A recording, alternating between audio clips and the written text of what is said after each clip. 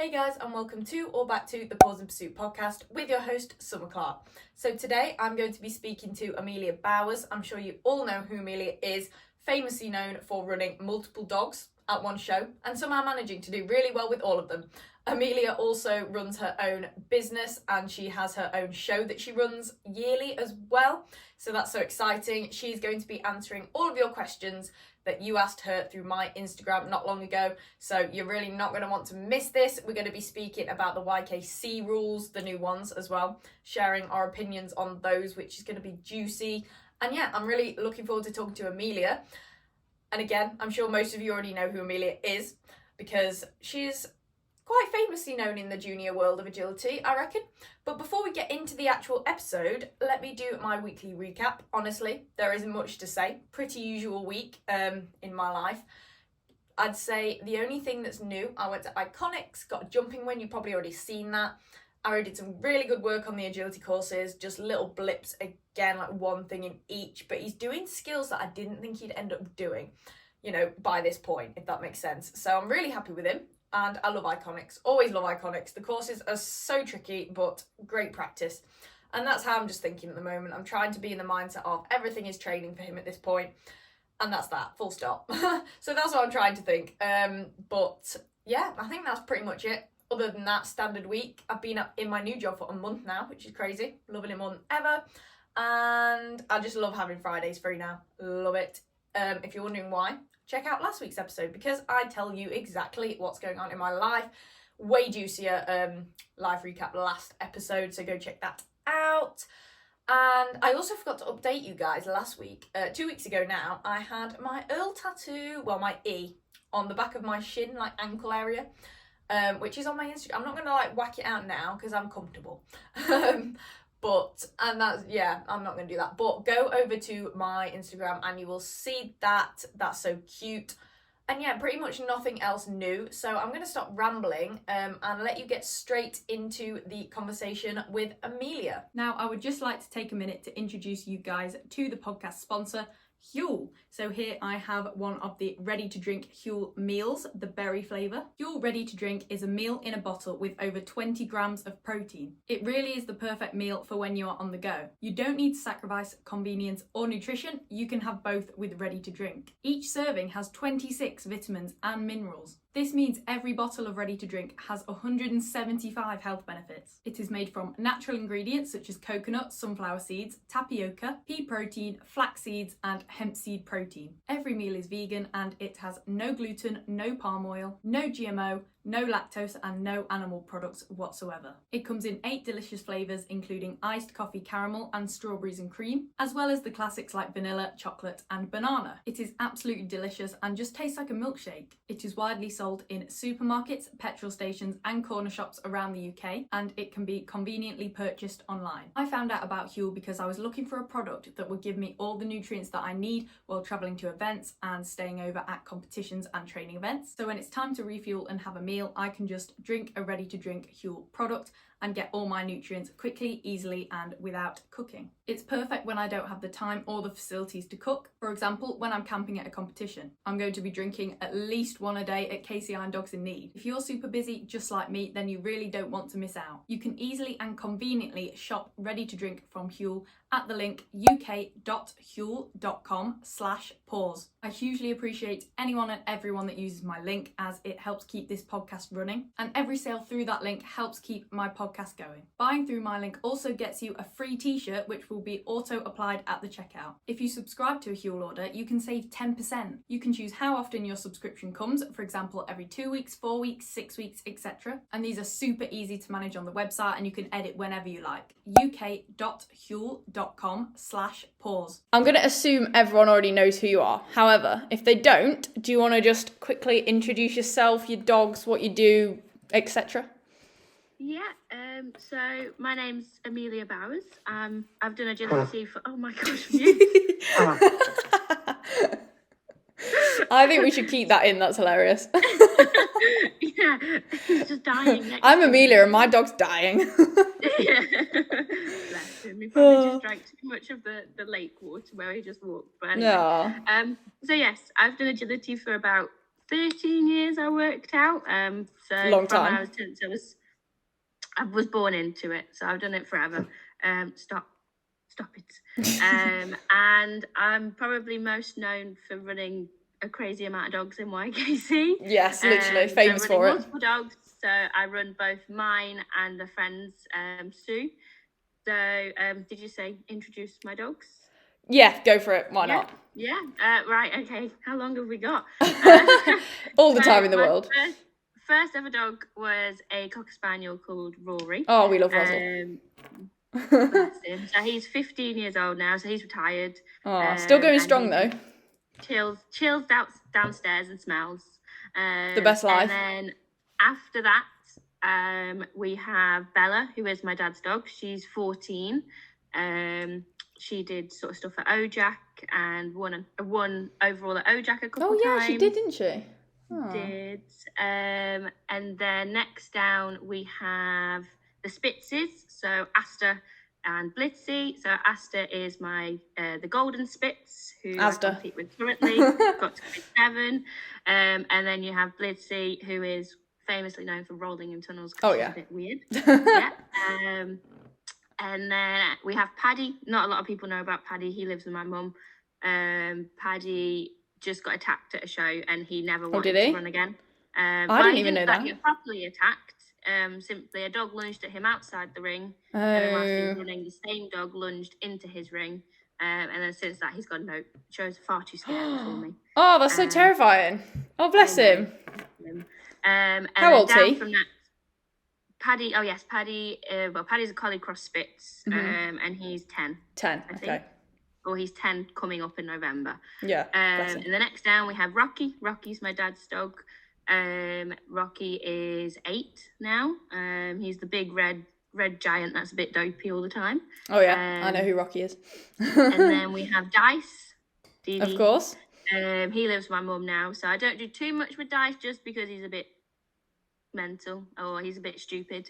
So he's been quite a hard dog. How old's he now? Because I still think of him as a puppy, but he's not. 6. I still think of him as so young, but he's not. Yeah. Bless him. And then jumping down from that, I think, is Creedy. So Creed is 3. He'll be 4 in January. Oh yeah, because he's like Arrow's age, isn't he? Yeah. He's probably my most competitive dog currently. And yeah, he's just a cool little boy. And then the dog that's dying next to me is Muse. The half-dead dog Muse right now. Is my dad. Musey is 1. He's 2 in November. He's psycho, honestly, psycho dog. We love that though. We like that. And then down from that, little baby Disney. I love her so much. She will be 16 weeks when this comes out. So she's still a dinky dot. She's still smaller than Asta. So she's still very little for her age. She hasn't grown that much since I last saw her then. No, she's still tiny. Oh, bless her. That's and then always I'll good. quickly introduce the other dogs you see. So mainly people know Squiffy. Yes. Squiffy sadly passed away last year. But he was the dog that I did Team GB with in 2018, was it? Yeah. Yeah, it will be. Yes, Holland, yeah. Medal. And then Tingletops, who lived Legend. this year from February to September. She's 10, bless her. You would not think so. You will see the dogs like Voodoo, Hippo, Jigsaw, Bear, Chick. They're all Sue's dogs. So, yes. Yeah, they're who you will. I hope I've not missed anyone. I don't think so. They'll be very offended. I know. But they're all the dogs you will probably see that over on my Instagram, or you will have just heard their names at some point. I think you've got all of them actually. I can't believe you know all of their age. Like you can go down from their ages as well. That's very impressive. I can barely remember my own dog's ages. I have 2. Ones that have passed away is like Toby. Oh yeah. People might remember Toby. Yes. But yes. So yeah, they're my lots and lots of dogs. So, yes, we have 10 here, so 10 at home. 8 and 2. 8 live with me, 2 with my mum, and then Sue has 10 herself. I don't know how you have 10 dogs in your house. Like I don't get it. Like just one of Arrow's enough. 8 in one house. Oh yeah, that's it. Yeah. Still, that's a lot. I know. I would go insane clinically. No, it's fine. They're all fast asleep. That's very true. As long as they get their walk, it's fine. Exactly. Okay, so number one is, how did the opportunity to run your own show arise? So kind of going to go down, starting with your show that you ran, then your business, and then running multiple dogs. So show stuff first. So how did that opportunity come, like running your own show? Cool. So yeah, it was basically my dad. We were having a little chatter about my business, and he was like, "Oh, why don't you run a show?" And I was a bit like, "I don't know, where would I run it? Who would come? When would we run it? What weekend? All this sort of thing." And then he listed off this venue, the venue we use, and he said, "Have a look for weekends. You're not usually that busy." And he listed off all these things, and I was like, go on then. maybe, but I'd have to get my show, my business listed status with the Kennel Club, which is what I was looking at doing anyway, because I want to run the Good Citizen scheme, to just something extra. Okay, yeah. But then I rang Sue, and I basically said to her, "Oh, my dad's mentioned this. What do you reckon?" And she just turned around and said, "Well, would you want to run a whirlwind show?" Because her whirlwind has got listed status, obviously. That's her business, isn't it? Yes. Her training business, yeah. Okay. Yeah. And she said, I'd be happy to run a whirlwind show with you if you want to use whirlwind. We'll run it as a whirlwind show. You can do a lot of the work, but it'll be a whirlwind show. And then I was a bit like, maybe, okay. Getting closer to the yes. Of it. Yeah. Still didn't think much of it. I thought, the venue won't reply and all these things. Yeah. I just then messaged the venue out of the blue. "Oh, would you want the agility back?" Because North Derby used to be held there, like in 2015 they stopped. So we knew the venue, and we basically said, "We want the agility back," blah, blah, blah. And he came back literally like the next day, "Yes, we'd love to have the agility back." And I went, "Okay, guess I'm doing this then." What venue is it? Osmaston Polo Grounds. Oh, okay. I don't think I did North Derby back then, but yeah. Probably not. But it's a lovely show. It's a lovely ground, sorry. And yeah, so then it was sort of, then from there we were like, right, we've got to do it now. Yeah, it's happening. The venue's on board. There's no turning back. Yeah. So that's sort of how it came about and how it got the ball rolling, really. Amazing. So what are the stages involved in planning and running your own show? Now, I imagine this is quite lengthy. Obviously, you've already mentioned the venue, but... Yeah. So from the moment we got the venue, it was then thinking, what weekend? Yes, so we'd already thought of the weekend, and it was just the weekend. So this year it was the 17th to 18th of June, just because for me, there was nothing too nearby. And we didn't want to clash with like an Agility Vision, because it's literally like 10 minutes away from the showground. Yeah, that's true. It's like, that's stupid. Too much competition. Yeah, so you think, got to choose a weekend, and then it's a case of, right, now I've got the venue and the weekend. It's then the next thing was judges. So it was then a case of thinking, what judges do we want? Who would come and judge for a show they've never been to before? True. So then we chose our judges. We originally, I only put 4 on each day, but then after announcing it and seeing the response, I went up to 5. So you got a better response than you thought you'd get? Yes. Okay. Yes. I didn't expect so many people to be like, "Oh my goodness, we want to go I'm back." coming. I'm coming. So yeah, we went up to 5 rings, and then that's sort of your basics, very, very basics done. Foundations sorted. Yeah. And then the next thing is sort of the schedule. You've got to put the schedule together. You've got to look for sort of sponsors. And then it's a case of, before your schedule goes out, you need to list any sponsors on the schedule as well. So you've got to put like a thank you to them and your equipment provider. Oh yeah, that's true. With First Contact this year. Good choice. So you've got to have your equipment provider. You've got to have who you're going to release your schedule with. So we went with ASO this year, just because I like Kate. Yeah, Kate's why not? Nice. So that's fair. Yeah. So then it's that. Trade stands, food. Yeah, true. Food is very important. How many camping can you fit in? Yeah. That was a big one. So we don't have a massive venue, so it was, we've got to limit camping. How much you're going to make people charge for runs. And then it's looking at how many toilets you need, how many skips you need, well, how big of a skip you're going to get. That caused arguments because we were like, I was like, no, we don't need it that big. It's not that much rubbish. Yes, who would need that much rubbish at the show? How stupid. Lots of dogs do lots of poos, to be honest. That is true. And then we had obviously the toilets you've got to think about, and then it's little things. There's so much that goes into it. You don't think. Yeah, about. most people wouldn't realise. No, you've got like the risk assessment, the directions to the nearest. Like vets and stuff as well. Yeah. Contact details. That's so true. And then little things like judges' gifts, judges' lunches, helpers' lunches. What are you going to offer people for offering to help? Are you going to offer free camping? Are you going to offer this? What rosettes you're going to go for? What trophies you're going to go for? And I bet every time you thought you got everything sorted, you realised there was something else, and you're like, more. This. Oh yeah, there was something more. Yeah. Who did you actually get sponsored by in the end for the show? So we had Platinum were a sponsor. Oh yeah. Platinum Pet Food, they were a sponsor. They were sort of our main sponsor. They sent a lot for us. That's like the cold pressed food, isn't it? Yeah. Yeah. But a lot of our trade stands were mainly sponsors of the show. Oh, okay. What I did 2 in 1 differently was essentially, instead of asking them to pay a stall fee, I said, well, can you give something to the show? So some people sponsored a class. Some people provided towards judges' gifts. So then that becomes cheaper. And it works out the same. And it just made the show a little bit better. But a lot of the show is thinking what will make it a good show that people want to come back to. Yeah, that is true. So a big thing people liked was our lunch hour, which was a bit selfish. It was mainly me just going, I want an hour off. I want to sit down. Yeah, it's mainly for me with running. I'd like that. You get to sit down. Yeah. So loads of people loved an hour where they knew, right, there's nothing on.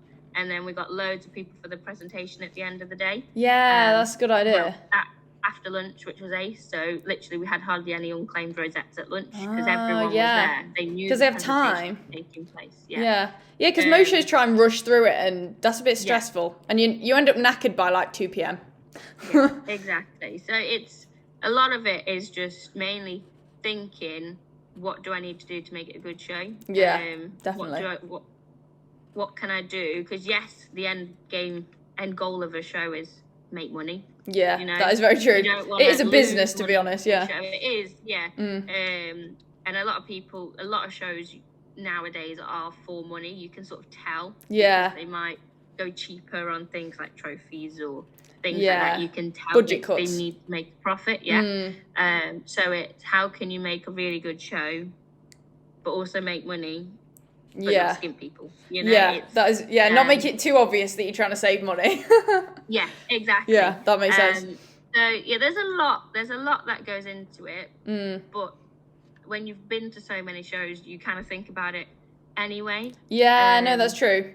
Yeah, you think of it as a competitor first, and then think, this is what I would like a show to be like. Yeah, exactly. No, that makes sense. But it's more the harder things are the little things that like they need. If you get an inspection, so they want to see your risk assessment. Oh yeah, that's true. Health and safety. They want to see all that. They want to make sure the rings are right, the camping spaces that is so true. Caravans aren't put together. Do you have to go and like measure up the venue, like for obviously you have to do your rings, but do you have to like measure the camping area as well? How does that work? Sort of. So or like a rough estimate. You do a rough estimate. So I got someone to do our camping plan. Okay. And he had the dimensions for the venue. Oh, okay. And then he did a rough estimate on that image. Yeah. Because that'd take forever if you had to measure it out, like, with a wheel, the whole camping area. Yeah, just walk all the way across. Yeah, that's what I'm thinking. I'm like, surely not. All the way across, like, lengthways. How wide is it?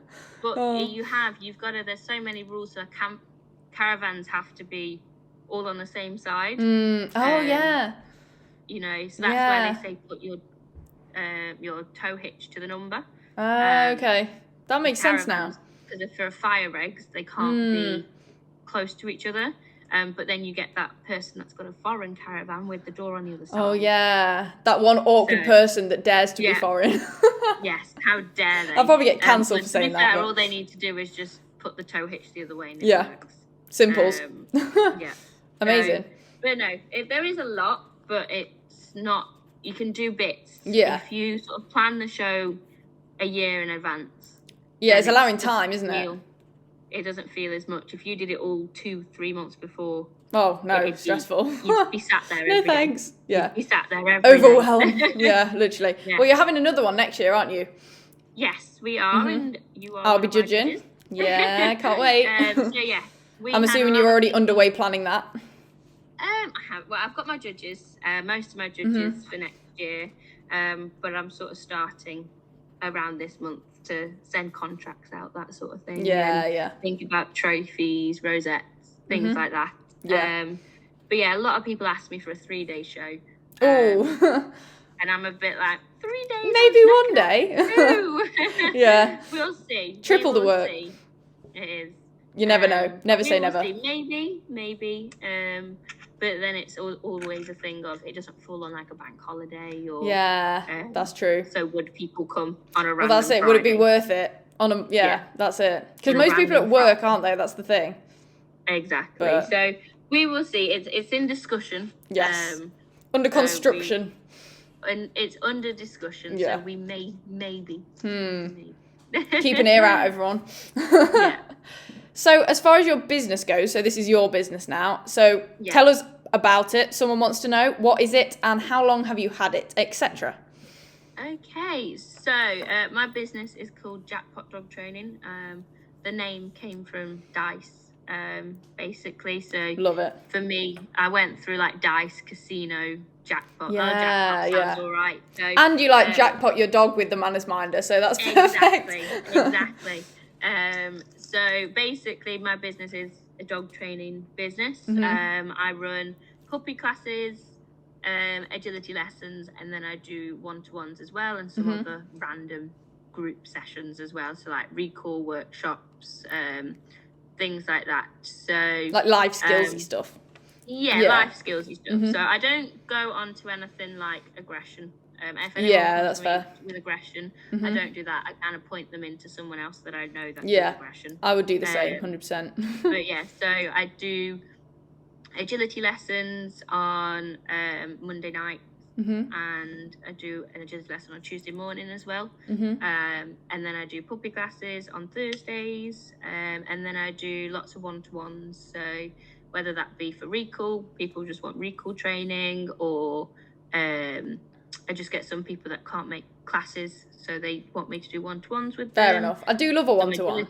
Yeah, some agility one-to-ones, things like that. So that's sort of my business. What else was part of the question? So do you have your own venue then? What venue do you do it at? No, so I use a sort of there's a freedom park near me, okay. That has a big secure field, and they've also opened an indoor arena, which is just anti-slip flooring. So that's perfect. where I do my puppy classes, and then my agility is held at Butterton. Butterton Grange. So you just hire it? Yeah, all throughout the year on a Monday. Oh, perfect. It's good you have an indoor as well, because the weather's shite a lot of the time. Yeah, so we go outdoors. Usually it's sometimes like April to September, sort of October. Yeah, sounds about right. And then we go indoors throughout the winter.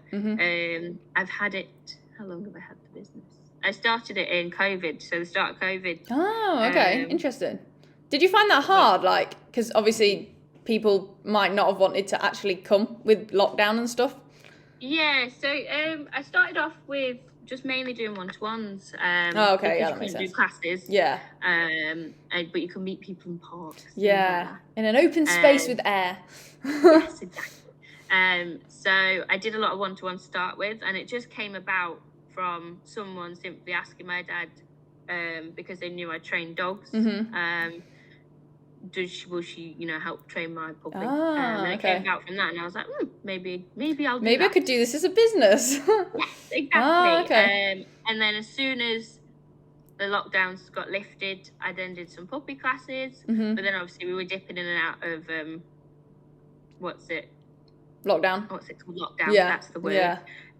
So some of my classes had to, even though it was like winter, had to go outside. So Oh, it was okay. freezing. Oh.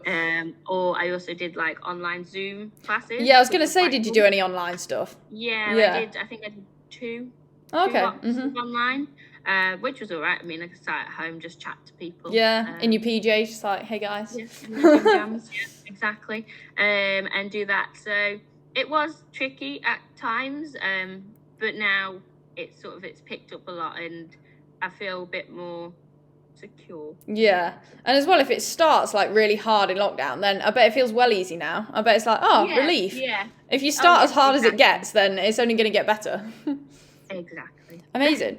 So, how did you set up, advertise, and attract customers to your business during its early stages? So, I've already said it was in lockdown.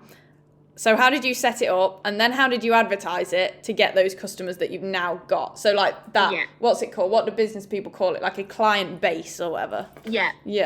Okay. So it was I started off, I just made a poster and I put it out. Nice. It Okay. wasn't anything major. So like a physical poster, like on paper, you put it places? No, like on Facebook. Oh, I was going to say, okay, going old school. I use Canva a lot, I love Canva. Yeah. I use that a lot, and then I just literally posted it on Facebook, on a local Facebook group, and I got a few people from there.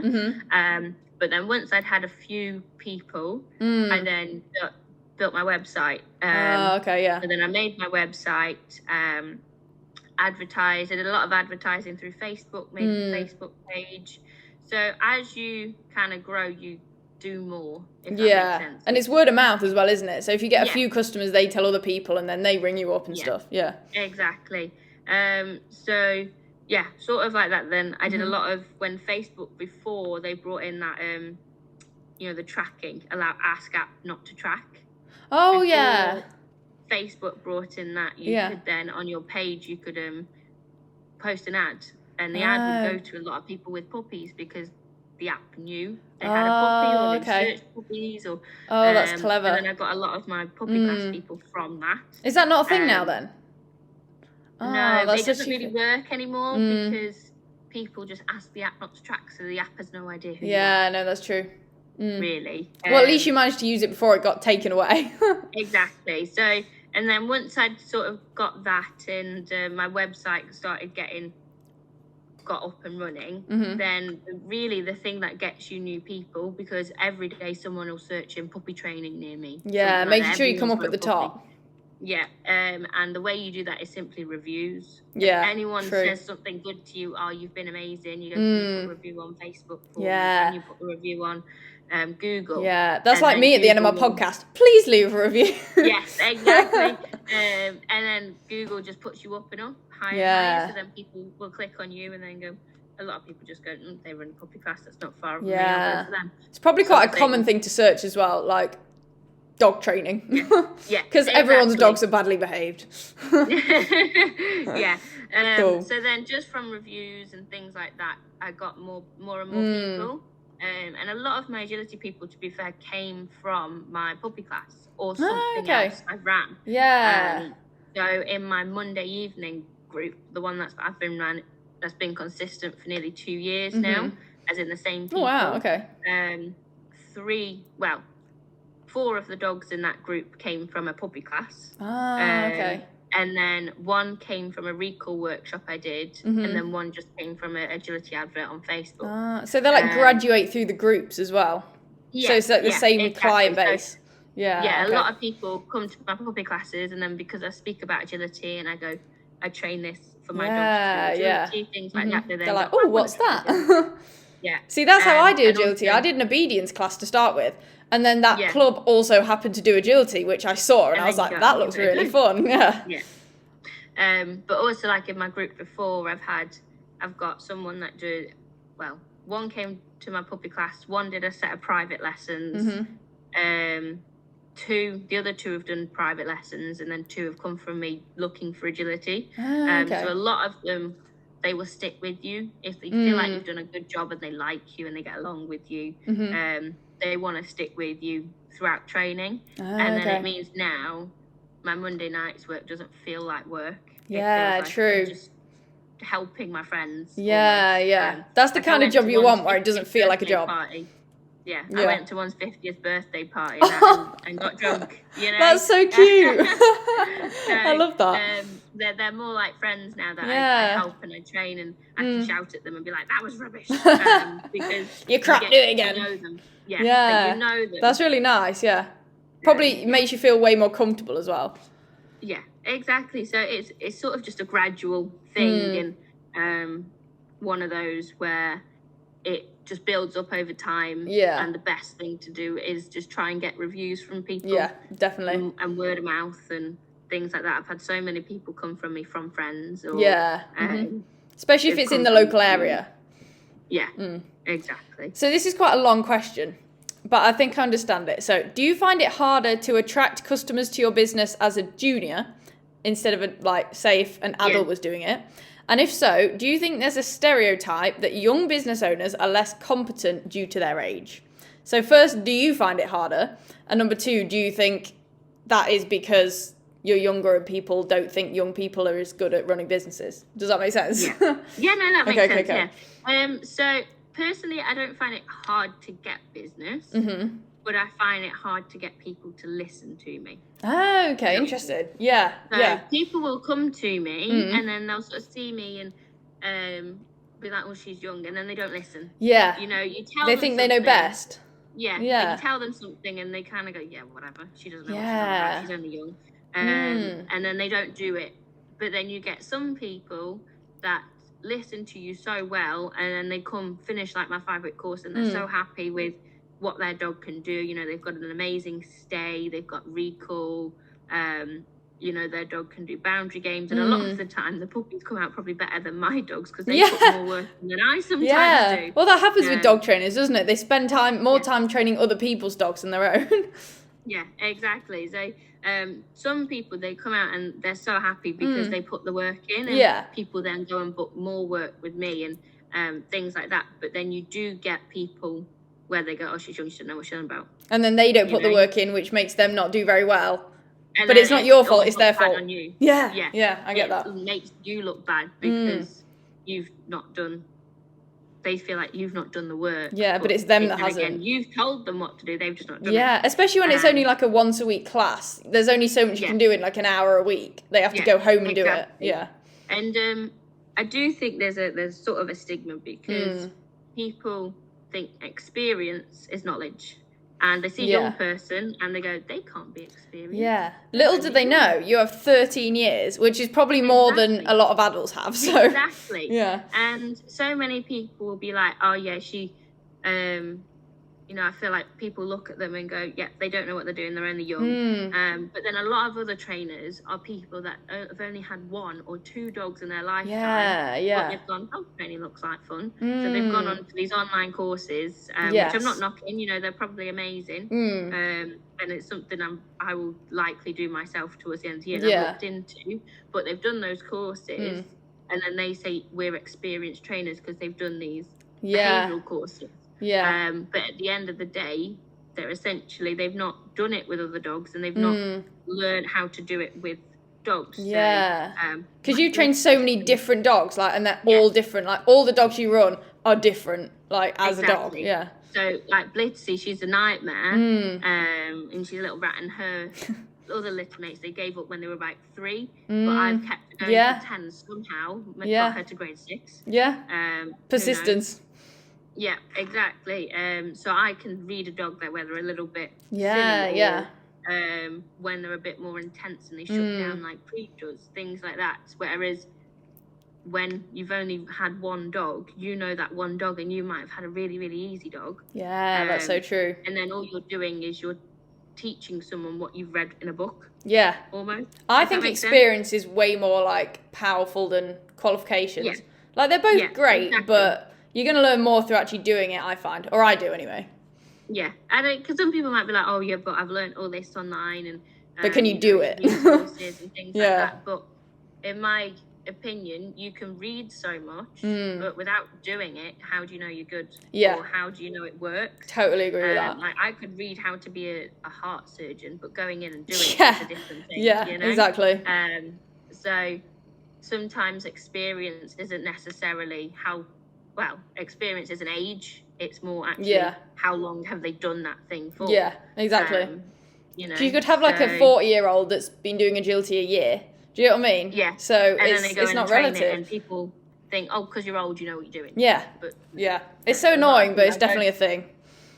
Exactly. But yeah, that's sort of, there's definitely a stigma, and I feel like everyone's probably guilty of it at some point. Yeah, true. Even with like new agility trainers. Yeah, like your automatic response is thinking if you're that. young, you don't know what you're doing. Mm. Yeah. But then there's a lot of, in my opinion, people that do agility probably have some of the best behaved dogs out there. Yes, I agree. Because we can go for a walk. So earlier I went on a walk and I had seven dogs out with me.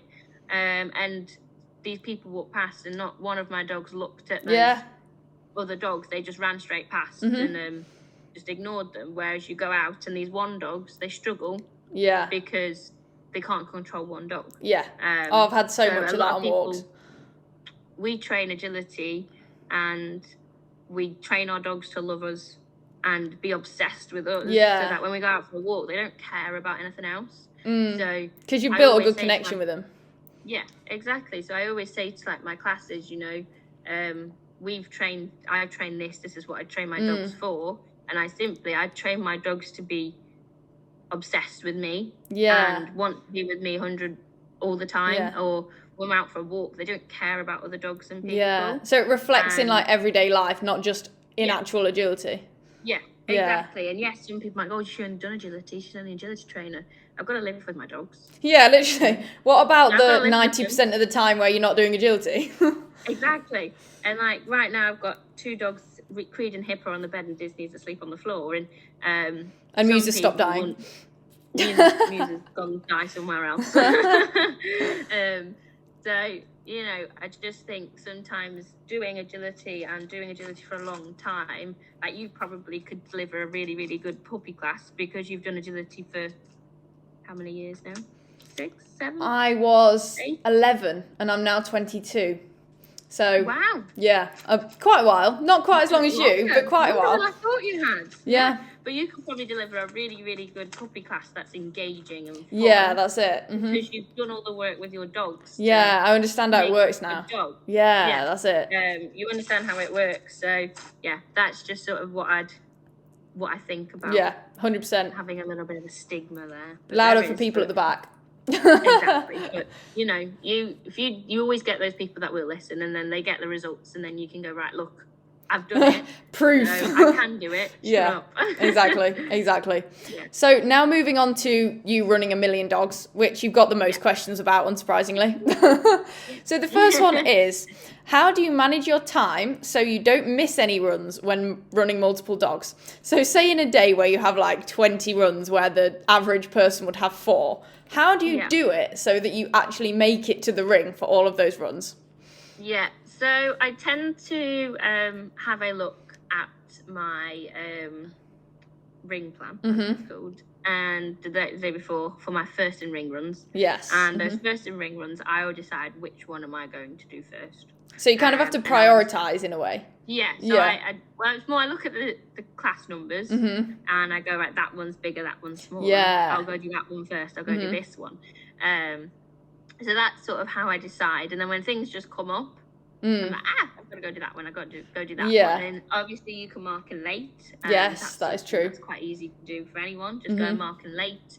But I do miss some. Yeah. But mainly at big shows. Yeah. So mainly at shows with qualifiers. Yes. Or champ or something like that. Or where that. The venues are like huge and you have to walk 10 miles to get to each ring. Exactly. So like Wallingford, obviously there's a YKC ring. Yes. So I'm essentially in that ring all day. Yeah. So I will struggle to get off and go do the other classes. So that day I will prioritise my YKC runs. Yeah. But when I can, I will go and run the others. But a lot of the that time, is very true. I might just not run them because I want my dogs to be more not tired for their YKC runs. Yes, so, that is very true. Especially my older dogs that are like Asta. She slows down throughout the day. I will probably only do her YKC runs with her unless I really, really like a course and I want to go and run it.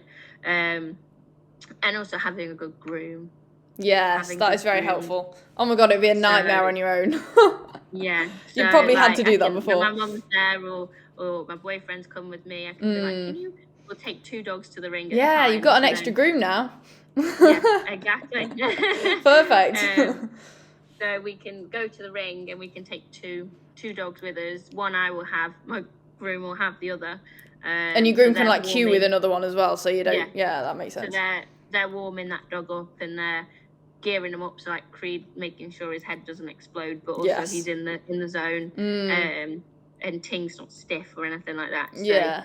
And then I can just, once I've ran them, that one, reward them, play with them. Yay, that was amazing. On to the next. On to the next one. Quick swap. Yeah. You cool that dog down, I'll go run this one. Yeah. So yeah, having a good groom helps. But sometimes you do have to sacrifice it. But yeah, I definitely use my grooms to my best advantage. Yeah, and, definitely. Sometimes I'm just running around like a headless chicken. Yeah. You've got to do what you got to do. Yay! Quick, run back, get another one. So yeah. Does it not like majorly stress you out? Like you seem to keep quite a good head on at shows doing that, but I suppose that's again experience. Like you're used to doing it, so it's not that big a deal. It's normal. It'd probably feel weird for you to go and just have 4 runs a day. Like you'd be so bored. Yeah. So like, what do I thinking, do? like, maybe I might not have Ting next year because we haven't decided if we're going to retire her. Oh, okay. Yet. And I keep thinking, oh my gosh, I only have 2 dogs. Yeah. Oh my god, what are you gonna do? Maybe like Disney, hurry up and grow up. Yeah, 8 runs a day. How are you gonna cope with just 8 runs? I know I'll probably do a couple of muses and can have that's true. Show or something. I mean, some runs I have like 3 runs a day because some shows only allow 3 runs per dog, and I have 1 dog. Yeah. But yeah, I will prioritize some. So I tend to, if I'm going to miss one, I will miss like Asta's because she's at grade 7. There's nowhere really for her to go now. I'm just doing agility with her because she enjoys it. We enjoy it. Yeah. And little things like that. Whereas Creed's obviously is grade 6 now. He's on his way to grade 7. Yeah, you want those wins. So I want those wins. Yeah. Need him to get that experience, things like that. So if I'm going to run a dog, I will run Creed. Yeah. And what events you have coming up as well? Like if you have Crufts, say, with Ting, you're going to want to do Ting's runs more than anyone else's. Yeah, exactly. So yeah, I kind of think about it like that, but then it's just also looking what's up and then how many dogs are in the class. Yeah, that's a big one. There. Yeah, that makes sense. Do you print your ring plan out and like number a provisional order before the day, or you just look at it on your phone? Sometimes I print them out, but I just print it a screenshot on my phone. Yeah. And then if Ting's on a different running order, I'll go on my phone and like highlight ones to be with my dog's running orders. Oh yeah, because they're different. It's Sue's account, isn't it? Oh, okay. Yeah. So that's even more complicated because you have 2 running orders. Yeah, exactly. So yeah, then that's what I just sometimes do. Is it just in my head? I'll go, right, I'm going to run Creed first. If there's a massive queue, I don't join that queue. No. I never queue. You'll never see me in a queue. No, literally. It's time wasting. Queuing is time wasting. You sat there, you have to be elsewhere. Could be running another dog. You know? That is so true. So shows where I can push in. I love it. Yeah. Yeah, that is so true actually, if you're helping. But then if you're helping and you can push in, that also means you're helping, so you have even more to do. Yeah, exactly. But no, it's you manage it. Yeah, I manage. You prioritize, and you get used to looking at like queues and what people are pulling up to, how many dogs are in the class, and people also know me. Yeah, Are you running like, oh, here she is. Yeah. Do you want to push in? I feel like you might need it. Yeah. I don't understand though, going off on a bit of a tangent, how people still print off their ring plan, like the paper version. Because if I do that, it gets wrecked in like 10 minutes. It's wet. Even if it's not raining, it's somehow wet and like crinkled up, and I can't do it. Maybe I'm just really bad at looking after things because I just can't look after a ring plan. No, sometimes I'll print it off. Oh, hold on. We're going to get Muse joining us in a second. There he is. Don't start dying again, Muse. Hi. He says hi. He's like, oh, I'll just check in a little bit. Oh. He has such nice eyes. So distracted by them. Is he going to say hi, Momo? Hi. Oh, hi. Honorary podcast guest. He is. He's Gonna like, answer "Hey, some can questions, Muse. Can I talk, please? You know, you're talking about me. Can I talk?" Bless him. So yeah. Sometimes I'll print it off. Yeah. But the thing is, Depends what mood you're in. With having an iPhone, sometimes looking at my phone all day, I need a portable charger.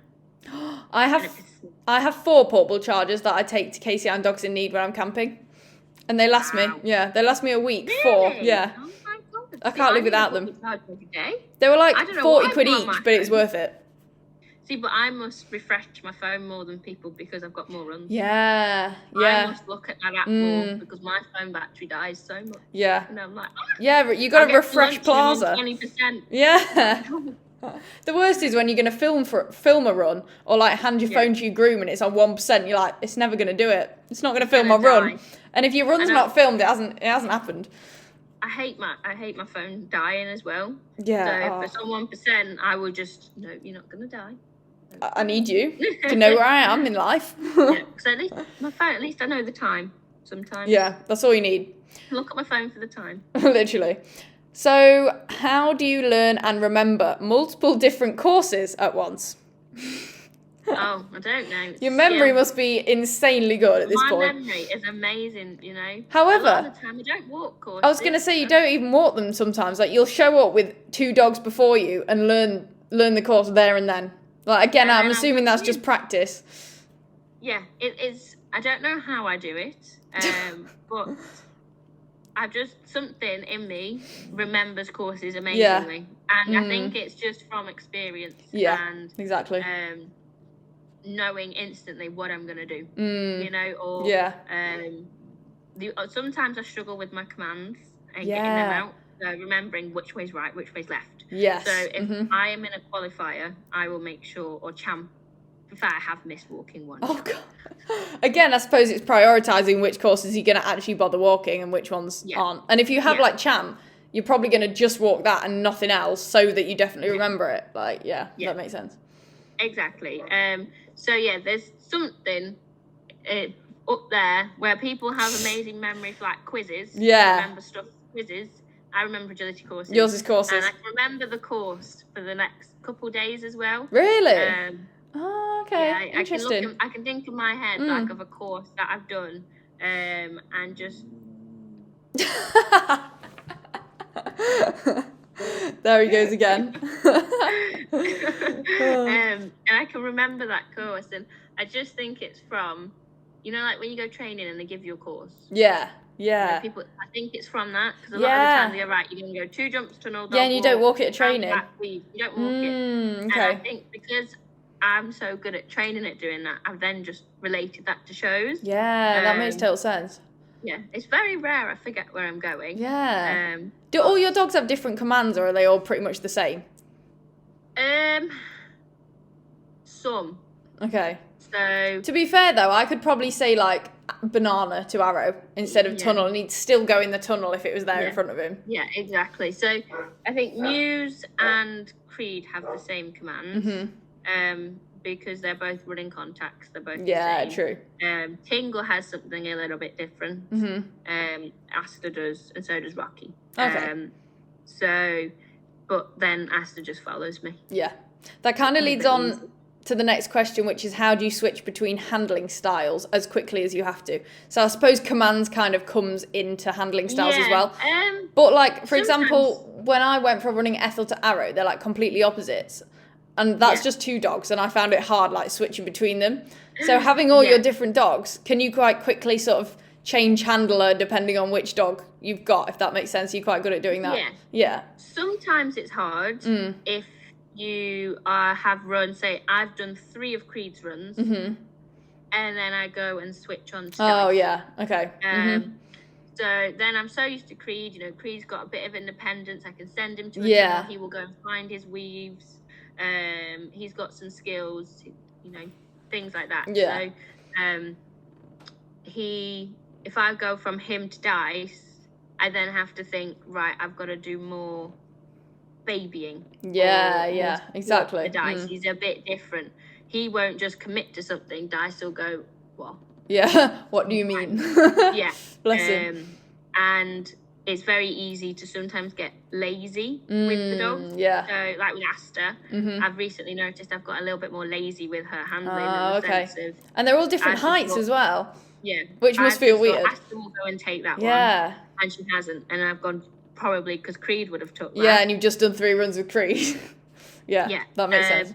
But you get used to it because they all have a little bit of a different start routine. Oh, okay. So while you're doing that, you're getting into their zone with them. Yeah, you that go makes on to the start line. So like Muse, he his first ever show, he got in the ring and he did a couple jumps, went wrong, called him back, and then he went, "Ooh, the dog over there." Oh no. He's like, "No way with the fairies," because he's like overwhelmed. Head in the clouds. Yeah. So with him now, what I do to make sure he's in the zone all the way around the walk, all the way around the walk.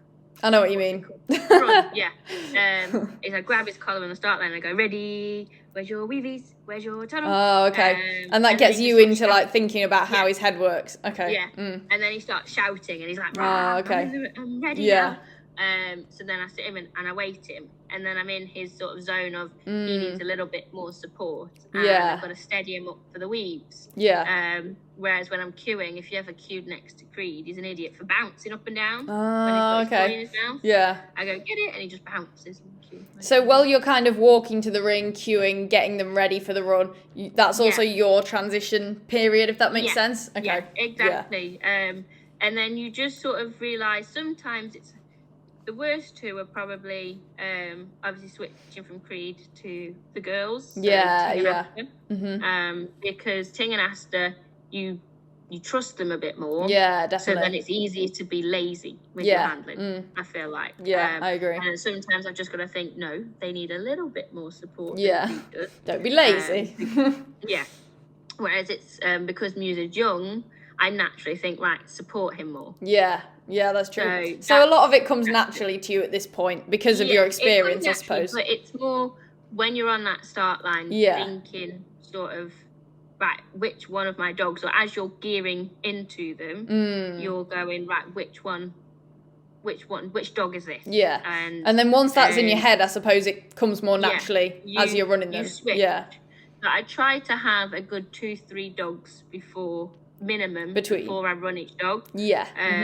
If I've got everything up at once or something. Yeah, that makes sense. Because then it just gives me time to go, right, I'm running Muse now, or right, I'm running Creed now. Okay. So then I can swap into their headspace. Mode, headspace. Yeah, I know what you mean. And obviously you know your dog. Yeah, so exactly. When you're running a course, you know Creed's weakness is there. Yeah. Ting's weakness is there, sort of thing. Yeah, definitely. So yeah, it's comes naturally because you learn your dogs. Yeah. It's harder when you're a bit unsure on how you need to handle this dog. Yeah. I mean, you know all your dogs so well, so I suppose that really helps. And even Sue's dogs, like you've ran them all plenty of times now to know what they're like, so. Exactly. But no, if you're ever running another dog, I'd just say, just whilst you've got them, just switch then. Just forget about the other dog. Like a bit off on a tangent, but like the hardest thing sometimes to do is to forget about the last run. Especially if it went either really well or really wrong. Like you're thinking, am I still in the lead? Or, why did that go so bad? Yeah, exactly. And I don't have favourites, but I have a dog I would prefer to qualify for Crufts with. Yeah. Does that make sense? Yeah. Oh, totally. So I might have ran Creed and then he's gone right, and then I kind of go, Creed's gone right, but then I don't work Muse as hard. Or something because I'm like, Creed's done it. Creed's got it. Yeah, that's so true. So it's that can be your downfall sometimes. Yeah. Have you ever beaten yourself? Pardon? Have you ever beaten yourself, if that makes sense? So, like, in a qualifier, you've been in the lead with a dog, and then you've ran another dog and beaten that previous dog, so they've qualified instead. Do you know what I mean? Have you had a circumstance where you've gone clear in the same class with multiple dogs? I've done it with Blitzy and Asta in a standard class. Oh, okay. So, Asta's gone and beat Blitzy, and Blitzy never goes clear, so I was like, oh no. But no, I think it's because and sometimes you've had a really, really bad run where Wallingford, my head went. I hated agility after Wallingford. I had a bad day at Wallingford as well. I cocked up the YKC. Maybe there was something in the air. No, I did, and I cocked it up with Creed, and obviously Creed was like, I want to qualify for Creed. He was running amazing. Yeah. And then I let that affect me running all of my other dogs, and I got so frustrated when anything would go wrong. Yeah. And then now I look at the runs back and I go, wasn't that bad. Yeah. That was literally the same for me at that show, and I only have one dog. But like, if your first, even if you just have one dog, if your first run of the day goes really bad, then for the rest of the day, I'm like, it's really hard. You've got to sometimes just put it to the back of your head and just kind of definitely get annoyed about it after. So, like, sometimes I much prefer if I get to run, say, Muse first. Before Creed, that's true. Because then I can run Muse, almost get a feel for the course, and then go with Creed. Yeah, that is so true. Because Creed is my dog that at the minute I see the most with. Yeah, him being able to achieve the most at the minute. Obviously, hopefully, Muse is a psycho, so he's got the speed to do everything, but he's just not got. He doesn't think as hard as Creed does sometimes. So I think that can be your downfall sometimes in switching. Is you get hung up on the run you've just done. Yeah, definitely. So, why the fuck did he not the pole? Yeah. Well, sorry. No, I swear on the podcast all the time. It's fine. Amazing. Why did he knock that pole? He would have won that one if he hadn't knocked the pole. Yeah. Story of my life. Like, why did he do that? What was I doing wrong? And then you just want to watch the video, but you're like, no, next dog. You've just kind of got to go, no, next dog, I'll have a tantrum. Literally, I'll cry in the car on the way home. Yeah, exactly. So I think that's my hardest one for swapping. Is simply if the run before has gone bad or if it's gone really good. Yeah, that is so true. Still working the next. Not letting that preoccupy your head. Yeah, not going. Creedy's done it. Yeah, because Creed did it at KCI. And he'd just gone clear in the jumping, then I ran the other two. And I probably overworked them a little bit. Yeah, that makes sense.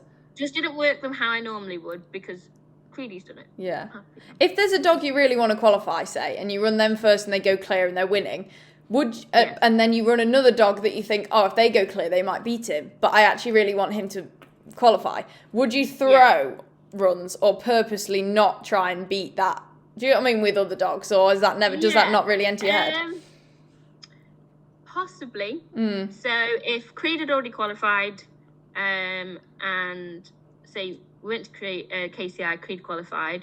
If Muse had gone clear and Creed had gone clear in the first run, and then I ran Muse and he got 5, I would then probably, and I knew Muse was winning at that point, and Creed was last dog to run. To qualify Muse, I'd probably do something with Creed because Creed's already qualified. Yeah. And then also in my head, I don't like too much taking another YKC space. That is actually one of the questions as well about the new YKC point system. So we'll get onto that interesting conversation. There we go. That is just, look at me, my half and half full. I mean more like in the same class, if that makes sense. So if you ran Creed first, he went clear and you really wanted to qualify him more than the others. But then 2 dogs later, you ran Muse in the same class. Yeah. To make sure he didn't beat Creed, would you try and make him either go slower or wrong so that he didn't beat Creed, or would you run all of them just like at their best and whoever qualifies? Yeah, probably. Just whoever qualifies. Okay. Because especially if it's like the first qualifier of the year, I'll try again later. That is very true. Yeah.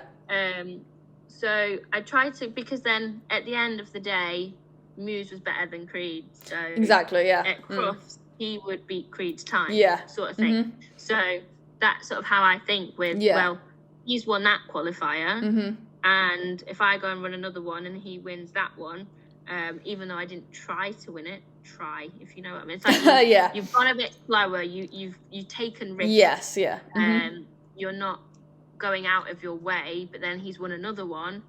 Yes, you might annoy some people. Like you've probably had it winning so many YKC jumpings. Got to do what you got to do. Yeah, you've got to sometimes do it, but especially when it's like ABC points as well. It's like, no, I'm still going for something here. Yeah, exactly. And you've got to sometimes just think, well, he's beat you now. would he beat you at Crufts? Yeah, you know? no, that's true. He's beaten that. Yeah. So he's deserving of his Yes, place at yeah. Crufts. So you've got to beat him now to get your place at Crufts. Yeah, and I'm not going to be at every qualifier. So exactly. Got to leave a few of them. No, I wouldn't tend to throw runs. No. Because I paid for it. I'm basically throwing £5 in the bin. Exactly. And we can't afford to do that. No, I don't like throwing runs. No, other than me neither. if I'm training a contact. Yeah. Or something. Yeah. But if there's a qualifier, if she's hit the contact, I'll carry on. Yeah. If I win, I win. If I don't, I don't. Yeah, exactly. If you just do your best in every run, then it is what it is. Yeah, I think. Exactly. Definitely. You can't, people can't hate you for winning. Exactly. It's a competition at the end of the day. Exactly. It's literally called a competition. They've just got to get angry enough and be better next time. Exactly. That's the right attitude. I love that. You're fueling them to work harder. Yeah. I think people in YKC think, oh, it's YKC, you got to be nice. No, you don't. It's competition. Don't be nice. Yeah. So what do you do if your multi-dog running orders are close or consecutive in runs like Champ or at Crufts when you have to run in order?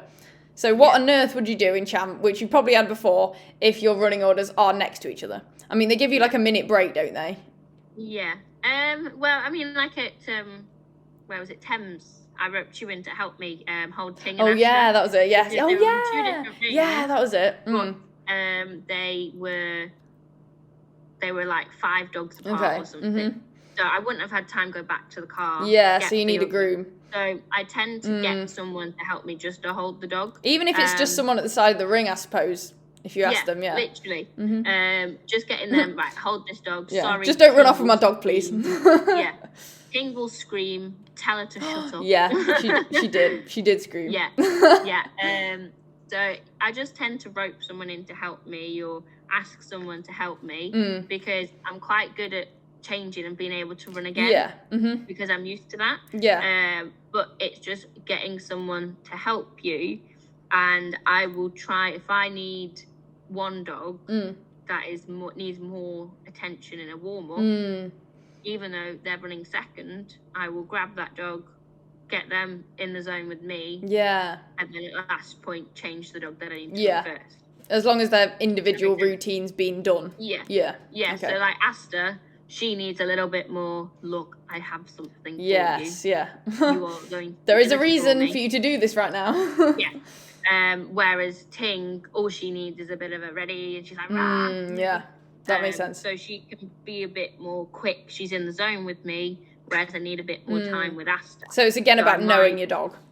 Yeah, exactly. So I might do a warm up with Asta in the medium queue, and then go run her in the smalls, because then she's in the zone with me. She's watched Ting run. She's wound up. Right, so she's ready now. Yeah, whereas that's Ting true. can just sort of watch me, just maybe take a treat, do a bit of a couple spins, and then she's ready. Bit of a tugging on the lead, and she's happy. That's true. She's on the zone with me. So yeah, that's even harder when you've got like, I think it was Thames, wasn't it, where you had Ting in the medium champ and then Asta in the small champ around the same time. But I think it's really helpful now that Plaza exists and you can check who's like, it even tells you what handlers ran last.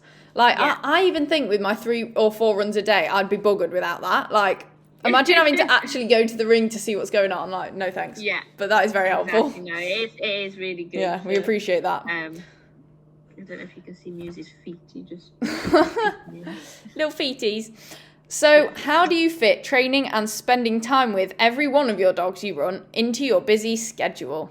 So, how do you make sure you have like an equal amount of time training and just spending time with and building a relationship with all of them? I suppose maybe some require more training than others, so you prioritize them over others, or obviously at the minute Disney's probably gets the most attention, most training, because she's a puppy, she's learning. Yes, definitely. So I have a sort of a consistent training schedule of, we train on a Monday night and I train on a Wednesday. Monday everyone comes, so they all get a training session, and then next dog comes out, sort of thing. So that's pretty equal. We train for 1 hour every other week, and then 2 hours on the other week. Okay. If that makes sense. Yeah, So 1 I hour, get 2 you. hour, It alternates, yeah. So on the hour, we probably take our younger dogs. Okay. So younger or more the ones that need more training. Yeah, so yeah. Creed, Muse, Rocky, Disney would be our dogs that come. Yeah. And then on the 2 hours, it'd be Creed, Muse, Rocky, Disney, Blitzy, and if we had Ting. Okay. Not Blitzy, Asta. Sorry, Asta, Ting. So then they get more training, but also Asta will come along because Asta, she can do everything. She's more equipped, and there's not much to train her now. She's 10. So yeah, no, that's true. It's just about keeping it in her head, not teaching her new things. Yeah, exactly. Takes less time. Yes, she could probably learn a thread of rap, but she's 10. We can't. Yeah, exactly. Can't do everything. And then spending time with them, it's just working for myself. I get to choose my hours. Yes, that is very true. So if I want a day where I'm just chilling at home with my dogs, like I say, they like to be around me. So I was going to say, you have them all with you at once anyway, so they all get equal time in that sense. Yeah, Muse is next to me. I just saw about a minute ago his back feet just like fly up in the air and then like roll it. I'm definitely going to find that and screenshot it afterwards. Yeah, he's upside down. That's so funny. And then obviously they all come for a walk with me, and like Rocky plays with a ball on a walk, and out on the walk they'll all come back to me for a treat. Little things like that. And then if I ever want to sometimes I just take a couple out. Yeah. I just took Disney and Hippo in the car with me because I've got Hippo at the minute. And little things like that. So it's just because you work for yourself, you work from home, you're spending time with them. Yeah, it's not necessarily doing stuff, but you're with them. Just simply with them. You're going for nice walks. You plan it, and over winter I'm hoping to do a bit more training with them and focus on them a little bit more. But then it can be sometimes easy to put someone on the back burner, but then they still love it. So that's true. Every week we have 2 hours, so then they can just come out for a nice little. So you kind of just got a nice system where you can make sure you can get at least a little bit with each of them, and then like every day they're pretty much with you most of the time anyway. Yeah, exactly. Makes sense. So do you feel as though you run your own dogs / the dogs you live with better than the ones you don't own or live with, as you have a better relationship with them and train them more often? So this is the dogs you live with versus the ones that are at Sue's or your mum's or whatever. Yeah, no, definitely. And the big thing that made a difference with running Ting back was her coming to live with me. Yeah. So before, Ting had lots of potential, and I knew that, but I never trusted her skills. Oh, okay. She's woken up. Oh, no. She's coming to say hello. Disney. Hi. Oh, she's so cute. Oh, music. They've all woken up. All of them at once. And this, everyone, is proof of all of the dogs that Emilia has. So when Ting came to live with me and started coming to stay and train her, our bond and skills just went through the roof.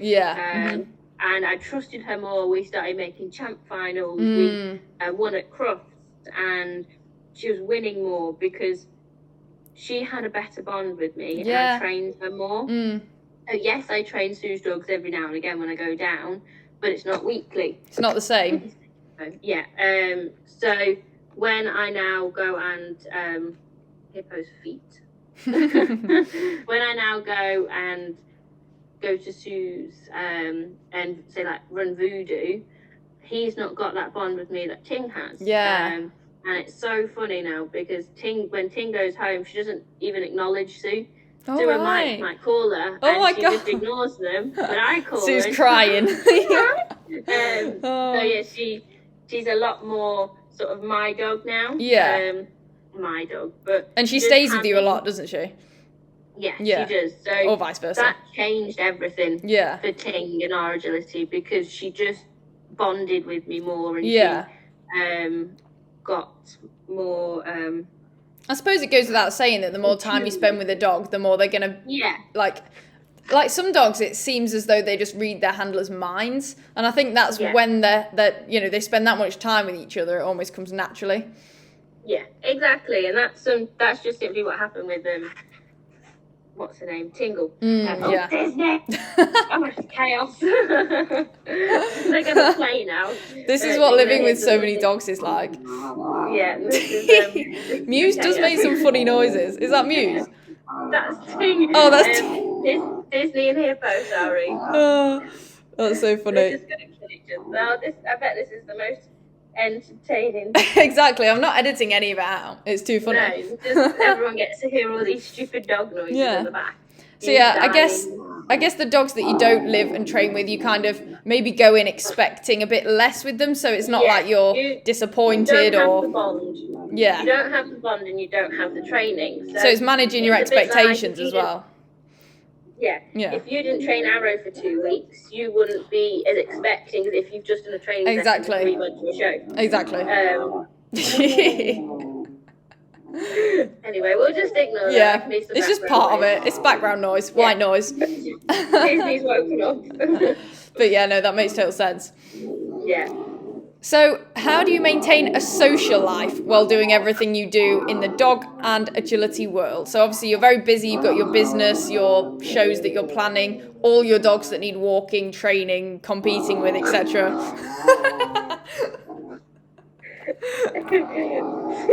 She sounds like a big dog.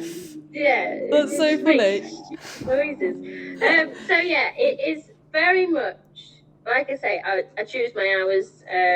That helps. I choose my hours, and I can decide as and when I want to work. So it's like I say, it is easy to kind of go, well, I can. All these people want me to work for them. I'll work 24/7. Yeah, and then you'll burn out and have no time for anything else. And then you don't want to do it. Yeah, and then you slack in your business. Yes. So one thing I do, obviously my boyfriend's not an agility person, so I make sure every Tuesday I don't work on a Tuesday evening much, or I don't work after 7.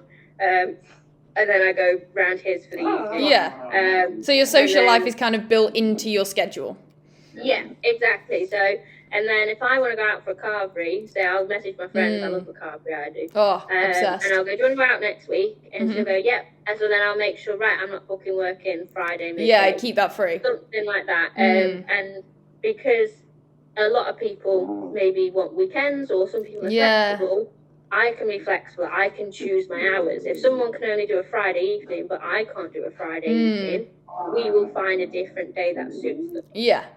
It's just putting the effort in to make sure you still get that as well as the dog stuff. Yeah. Yeah, exactly. So it's making sure your life doesn't revolve around it. Because 100%. like COVID, if agility went, what would you do? Exactly. So it's like I make sure my dogs, I'm with them all day, so I go out in the evening. So I'm going bongos bingo next Saturday. Oh, nice. Yes. So I've planned that in now so that I've booked no work in next Saturday, because then I can chill in the morning. That's your time, and then we're going out drinking from 4:00. Nice. That's a good time to start drinking. I like that. Exactly. Well, Bongos bingo starts at 7:30. Pre-drinks. Exactly. You can't turn up sober. Exactly. So we're going out sooner. So then I've just made sure also on Sunday I'm not doing too much work, or I'm not starting till about 12. Yeah. So that I can recover from a hangover. Yes, good plan. So you plan everything around what you want to do. Schedule it as if you do work, I suppose. Yeah. I'm going Alton Towers next Friday, so we'll have to I haven't been to Alton for ages. I know. My public class that I run on a Friday, I told them before they booked it there would be no class on that Friday. We'll go on a week. That's fair. The dogs that I walk, I just say, not working that I was going to ask you if you still do the dog walking as well. Ish. So I kept 2 dogs, but dog walking was one of those where I just decided I wasn't enjoying it. So a bit like you with your grooming. Yeah. It just wasn't for you. Yeah, exactly.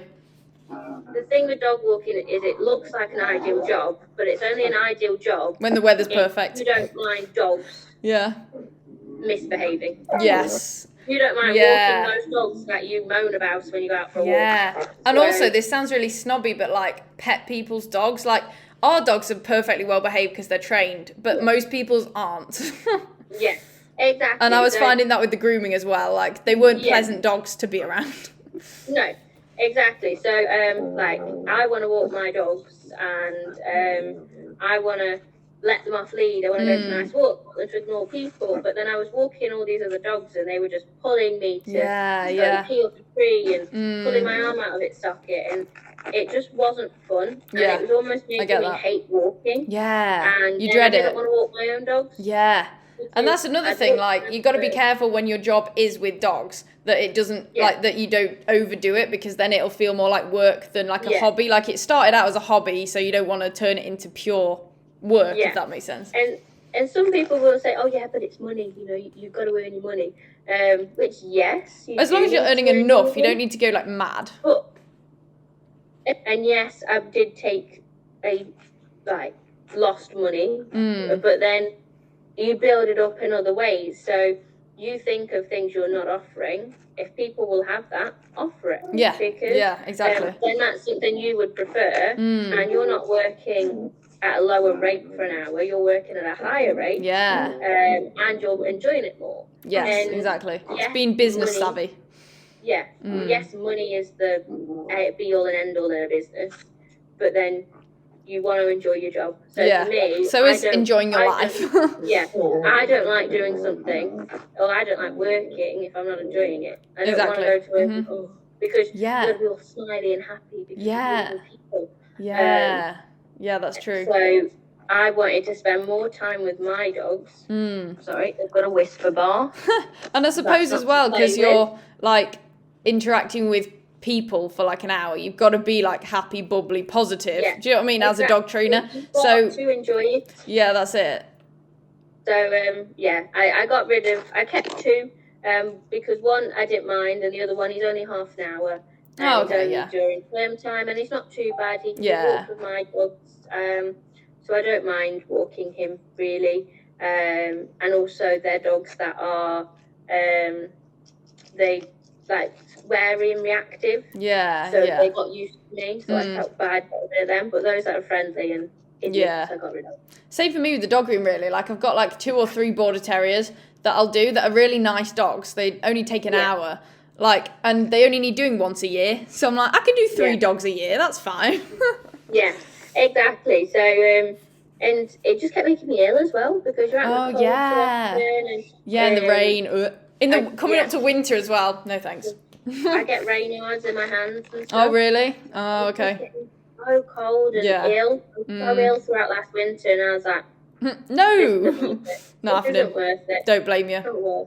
So it's time for the juicy question that we're all waiting for. Is what are your thoughts on the YKC point system, e.g. one handler being able to win the same qualifier multiple times? Oh, okie dokie. So, the hot topic. The new YK system, there are some good things, but there are some things I think, why would you do that? Exactly. As with everything, pros and cons.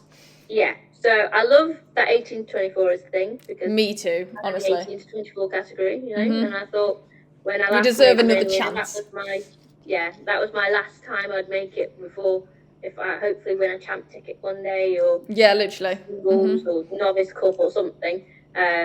You know, I thought I'd have to go through those, but no, I can get through there in the YKC. So I love that 18 to 24. We rate that. I think it's great. You can qualify more than one dog in Agility Dog of the Year. Yes, definitely. Don't get why you can't do it in jumping. No, surely that should be the same for all of them.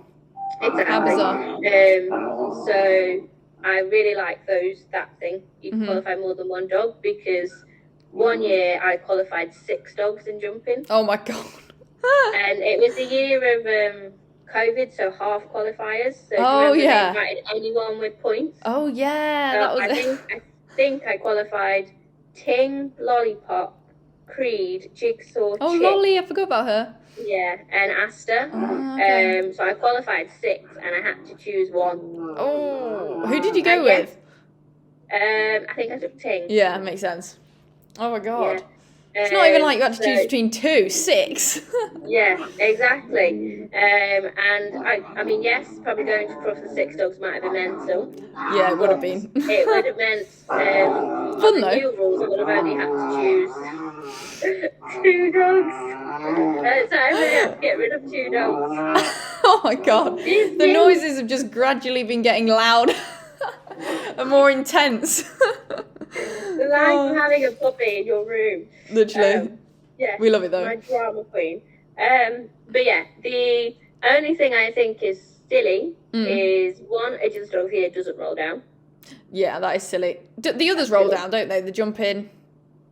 Jumping, they do that stupid waterfall method. Oh yeah, that's it. I knew there was something to it. You could come second in every qualifier but one, and that one person could be taken instead of you. Yeah, interesting. Yeah. I still don't really get the rules, to be fair. No. And then I don't understand why ABC is from YKC qualifiers, because yes, you are going to have people that take qualifiers away. Yeah, and then true. People can't be mad at you because you've been told to do it. Yeah.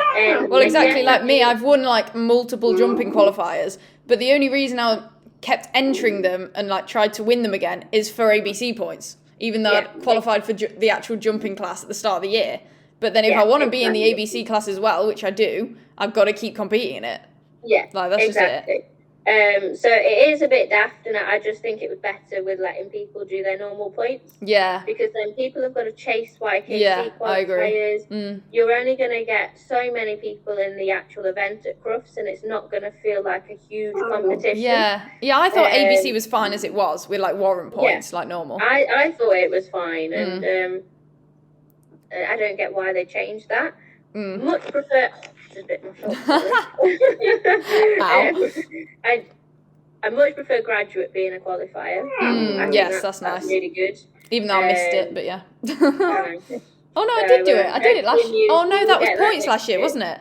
Graduate was points. Yeah, that was it. Yeah, okay. Yeah, no, that is nicer. Like a grade 7 dog who sorts through the grades in 1 to 3. Yes, that's so true. So I much prefer that being a qualifier, as then it becomes more like jumping and agility. Yeah, that's true. Things like that. But no, the main thing, I just don't get the encouraging people to enter again. Because it encourages one handler to win all of the same qualifier, basically, which makes people mad, but it's not their fault. They had to if they want to qualify for ABC. Yeah, exactly. Basically. And the YKC, in my eyes, is supposed to encourage young handlers. Yeah, definitely. But if you're going to every qualifier and getting beaten by the same person, I don't think that's going to be like really motivating for you. You're going to feel not good enough. Yeah, 100%. You're going to be a bit like, I'm a bit rubbish, I can never beat this one person. Yeah. What's the point in getting to Crufts? And that's not anything bad on you because you've been told to do that. You can't shoot arrows so fast. And, like I qualified for the first one at, I think it was North Derbyshire I qualified for jumping. Oh no, what was it? It was at the... I can picture it, but I can't. No, not North Derbyshire. Nottingham, that was it. It begins with an N, same thing. Yeah, Nottingham at the start of the year, one of the first ones I qualified for. And then I didn't enter any more because I thought I'd already qualified. And then like 2 shows later, someone told me, oh, you need to keep entering them if you want to do ABC. And I was like, oh, bollocks. Did you was it you? Yeah, it probably was. If you were entering it at RBA. Yeah, it probably was. And then I was like, oh, bollocks, I need to start entering them again. And then I have done since. So... it's awkward, but, they'll probably change the rules again next year, who knows? Because they didn't do the YKC Newark weekend, which was stupid. Oh, yeah. That's what I qualified Ethel for Crufts, like, 3 years in a row when I was younger. It's sad, but oh well. Yeah. But yeah, that was so local to me as well. I think you can't have a go at people for entering the same qualifier. No, definitely not. Because that's not their fault, that's the rules' fault. Yeah. Exactly. So yes, it's a problem, but that's the fault of the YKC, not the handler winning all of them. Exactly. By the way, I would say this even if I wasn't winning all the jumping qualifiers. Like I would still not be mad because I'd be like, it's just the way it is.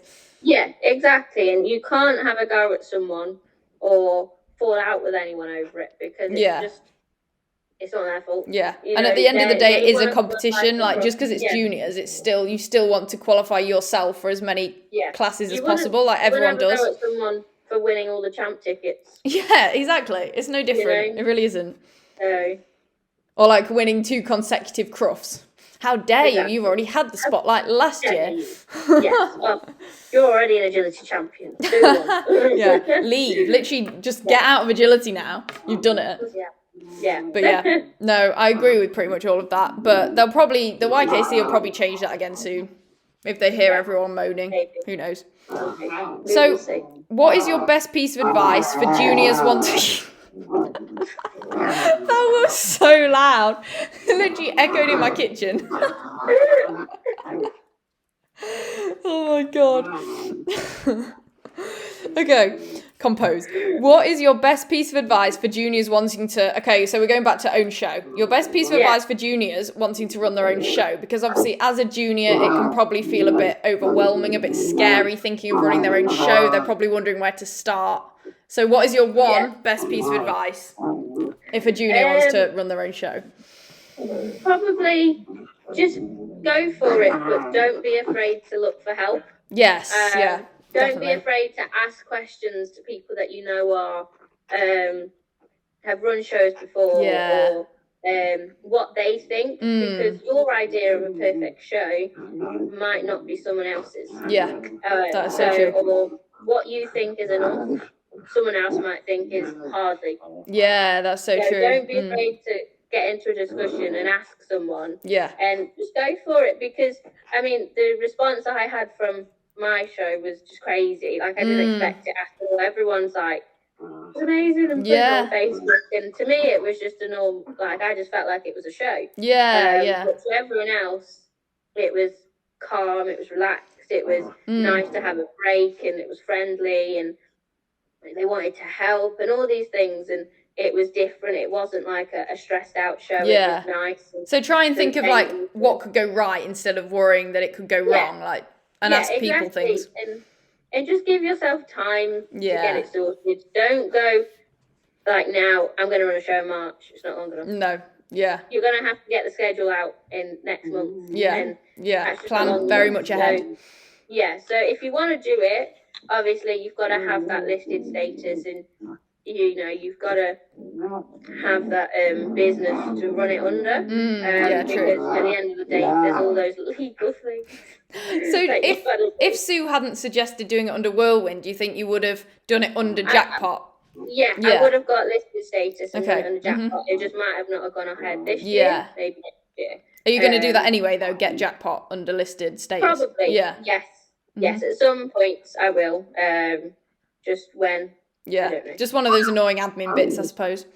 Yeah. So what about your one piece of advice for juniors wanting to run their own business? So they want to start a business in the dog world, but they're worried. What would you give them advice about? My advice would be, again, just go for it, because if you have experience with dogs or with agility or something, you are likely to be better at delivering a puppy class and making a class that is more interactive and definitely things like that with their dogs, and that people are going to enjoy, and it's fun and it's friendly, and they're going to get good outcomes of, and it's not just walking around in a circle for an hour. 100%. That no one goes away and works on. No. Then you're likely to be better at it, but just don't take on too much work. Don't get money happy. Like that's what I did with dog walking. I thought, I want to earn more money, I'll do dog walking, but then I didn't enjoy it. And then it was almost clashing with when I could do sessions for people. That's true. So you almost limit yourself if you do something else. And I found dog walking harder for me, because I like to, some days, if I've got a day off, go to the beach. Really get a day off in dog walking. You've got to give people notice in advance that you're not going to walk their dog. Because some people, their dogs will be fine to be left all day, whereas other people, no, they've got to be let out. They're screwed, So it can be restricting. So obviously just find it and find what you want to do. Think about, what do you want to offer. So and agility, things like that. So find what you want to do, and then go from there, sort of thing. And then also just be prepared. Know what you're going to teach. So agility, it's harder because you don't know what's set up. True. You make something up. But with got to be creative.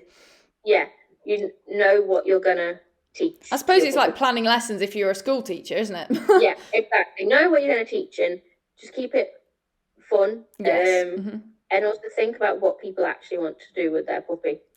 So like one thing we might do, we might teach our dogs. I'm trying to think, what do we teach our dogs? We might teach our dogs like a wing wrap cue around a pole, something like that. People, normal people might not do that. You can teach that as. So to them, it's actually quite hard. Yeah, a last thing to do for fun. That might be your thing to finish on in the group. So just think of what will people find fun and beneficial, and what is something you like doing with your puppy. So tricks. Yeah, that's been a lot of people will think are pointless. So you got to please your client, but also yourself. Yes, exactly. Perfect advice. So what about your best piece of advice for those running already or wanting to run lots and lots of dogs at shows, or even just a few? So say someone's only ever had one and they now want to run two, or someone's asked them to run their dog, but they're like, oh, I've already got two. What is your advice? Yeah. My advice would be running multiple dogs. It's a tricky one when it comes so naturally to you. It is. It'd probably be, like I said, not get caught up on one dog. Yeah. You've got more dogs to enjoy. And try, even though, yes, one dog might be doing better than the other, but think, why are you doing agility with that dog? At the end of the day, it's to have fun. It's not to win. Yes, winning comes as a bonus and you want to win. But to the dog, they're just having great fun. Yeah. So it's a bit like why I still enter, what's her name? Blitzy in any size. Oh, yeah, yeah. She might roll in a tunnel. Yeah. But loves it. Yeah. And you wouldn't want to take it away from her. Puts a smile on me. Yeah. Puts a smile on my face running her. So I'm like, right, we'll run her for the fun of it. Remember why you're doing agility. That's not just for winning. Remember why you're doing agility, and don't let it stress you out. Don't overthink it. Don't overthink it, because if you overthink it and go, oh, I've got to do this, this, and this. Yeah. Whereas if you just run one dog, all right, I'll go get my other one. Yeah, and not cry if you like miss a run or something. Yeah. If you miss walking a course, don't stress. Just try your best. If you miss walking a course, just try your best. Just watch it. Think you're at training. You hardly ever walk a course at training. Exactly. And if also another thing I'd say is for people listening, if you're at training and you usually do walk courses, one day try not doing it and see how you get on, because you're probably better at it than you think. Do you know what I mean? Yeah. Just try it in training. Sometimes I find when you walk a course, you overthink it. Yes. Yeah. I could be walking a course over lunch for an hour and still not get to any better conclusion than I did when I first walked it, and be like, I've just wasted an hour. There's no point. I should have just stuck to my original plan. You just so overthink it. You walk it and then you walk it the first time, and then someone will go, oh, that's a trap. And I go, oh, I used to be so bad at that. What? And then I'd listen to their advice and it'd go wrong, and I'm like, I should have just done it my way. Or you overwork that bit because someone said it's a trap. Yeah. But to your dog, you didn't see the trap. So exactly. Why should it be a trap? Exactly. Because in my eyes, when you see a trap, you then kind of go, there's a trap there, and you panic, you overthink. Yeah, and then you get to that bit and overhandle it, and it goes wrong. Yeah, exactly. So, it's to definitely sometimes not walking a course, or sometimes I will not walk a course too often. Yeah. Other than if it's a really, really tricky course, I will. But if it's not, walk it once, twice, maybe 3 times. That'll do. That'll do. Now, because the first time you're walking, you find where the numbers are. Second time, you figure it out. Third time, you figured it out. And as well, if you got 3 dogs in the same class for the same course, then you can literally walk it in the headspace of the different dogs. Like, think, I'm walking it for Creed, and then, I'm walking it for Muse. Do you know what I mean? Yeah. And then that really helps you sort out your different handling methods and stuff. Yeah. Exactly. So that was my conversation with Emilia. That was such an entertaining episode. The dog noises and the dog appearances and everything, had me in stitches, honestly. I think that's the most entertaining episode I've actually had. Obviously, me and Emilia are very good friends, so it was nice to also have a little catch-up in there as well.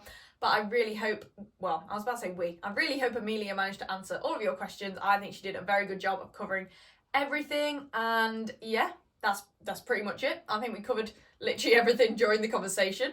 So without further ado, you know the drill. If you could leave the Paws and Pursuit podcast a review on Apple Podcasts and ideally, depending which one you listen, Spotify, that would be great, ideally 5 stars. And if you would like some Huel products, then go back to nearer the start of this episode and check out my link. It's also in the description if you would like that. That would really help me out as far as keeping the podcast running. And you also get some discount and a free t-shirt as well, which is nice. And I think that is pretty much everything. Go follow me on all of the socials, as you always do, and you probably, as I always tell you to, and as you probably already do, most of you, but just in case you don't, I'm going to put them here on the screen on the YouTube video and down below in the description on Apple Podcasts and Spotify. I'm active on all of those on a very regular basis. Pretty much everything that happens is on there, so you don't want to be missing out on that. And that is literally it for this week. I really hope you enjoyed another episode, and I will see you all next Wednesday at 8 p.m. As always, you know the drill. Thanks for listening once again. Bye, guys.